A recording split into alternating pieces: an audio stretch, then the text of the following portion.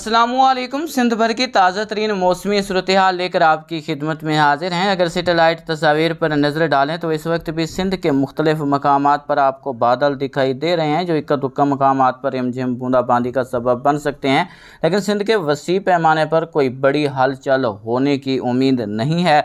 आज भी सिंध के कई मकामात पर दर्जा हरारत 45 डिग्री सेंटीग्रेड से ज़्यादा रिकॉर्ड किया गया। सबसे पहले कराची की बात करें तो आज कराची में ज़्यादा से ज़्यादा दर्जा हरारत 39 डिग्री सेंटीग्रेड रिकॉर्ड हुआ, जबकि महसूस किया जाने वाला दर्जा हरारत 50 डिग्री सेंटीग्रेड से भी ज़्यादा था, क्योंकि हवा में नमी का तनासुब 60% से ज़्यादा रहने के सबब हब्स की कैफियत यहाँ पर बनी हुई है। ये सूरत हाल कराची के इलाकों में अक्सर मकामात पर अगले 3 दिनों के दौरान भी बरकरार रहेगी। दर्जा हरारत 37 से 39 से 40 डिग्री सेंटीग्रेड के दरमियान में रिकॉर्ड होंगे और महसूस किया जाने वाला दर्जा हरारत 50 डिग्री सेंटीग्रेड से ज़्यादा रहेगा। कल भी तकरीबन 25 से 30 किलोमीटर फी घंटा की रफ्तार से जनूब की हवाएं चलने के इम्कानात मौजूद हैं।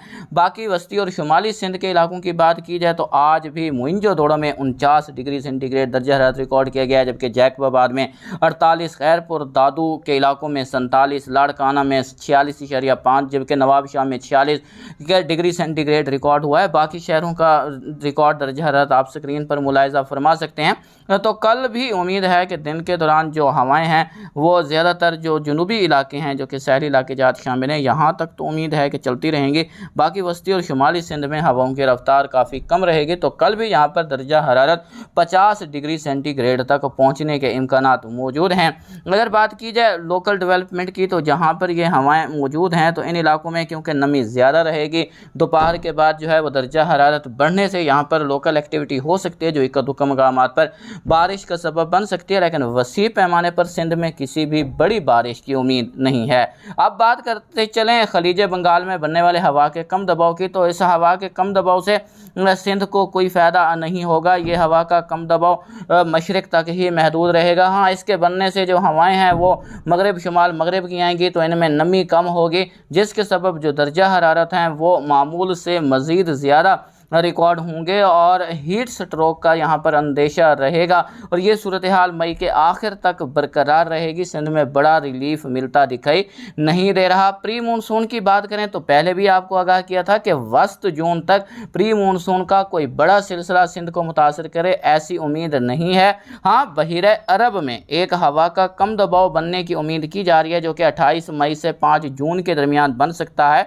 और ये पिछले साल बनने वाले जो समुद्री तूफ़ान है उसकी सूरत हाल के मुताबिक ये गुजरात के रास्ते भारत में दाखिल हो सकता है, जिससे कुछ नम आलूद हवाएं सिंध के जनूबी इलाकों को मुतासर कर सकती हैं। तो बारिशें यहाँ पर देखने को मिल जाएंगी, लेकिन कोई बड़ा सिलसिला बाकायदा तौर पर सिंध को मुतासर करे वस्त जून तक, मतलब 15 जून तक, ऐसी उम्मीद अभी फ़िलहाल दिखाई नहीं दे रही। मौसम बदलते देर नहीं लगता, कभी भी हवाएँ तब्दील हो सकती हैं, लेकिन अभी की सूरत हाल के मुताबिक ज़्यादातर यहाँ पर हाई प्रेशर का असर बना रहेगा। तो वस्त जून तक कोई बड़ा सिलसिला सिंध को मुतासर करे, ऐसी उम्मीद नहीं है। कराची में बार बार समुद्री बादलों का पूछा जा रहा है, तो फिलहाल ऐसी सूरत हाल बनती दिखाई नहीं दे रही। अगले चंद दिन भी आपको गर्मी बर्दाश्त करनी पड़ेगी। याद रखें, मानसून की ज़्यादा बारिशें अगस्त और सितंबर और अक्टूबर के पहले 2 हफ्तों के दौरान देखने को मिलेंगी। जून और जुलाई के दौरान भी बारिशों में कमी बनी रहेगी।